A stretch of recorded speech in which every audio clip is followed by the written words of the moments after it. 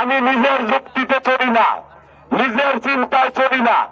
আমি সর্ব অবস্থা ইনশাআল্লাহ জনগণের মতামত অনুসরণের চেষ্টা করি, জনগণের মুখের কথা বুঝার চেষ্টা করি, শোনার চেষ্টা করি।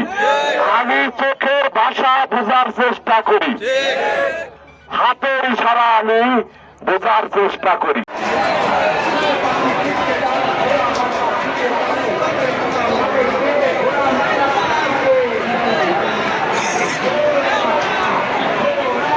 মেরেছে আমাদের 3টি উপজেলায়।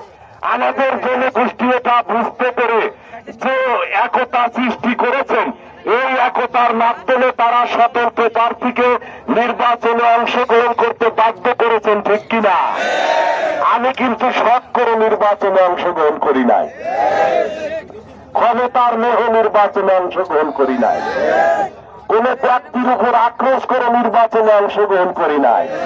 কিন্তু আমি অনুধাবন করতে পেরেছি আল্লাহ পাকের করুণায় আমাদের জনগোষ্ঠী ভিতরে ভিতরে হাহাকার করে কেঁদেছিল, ঠিক কিনা?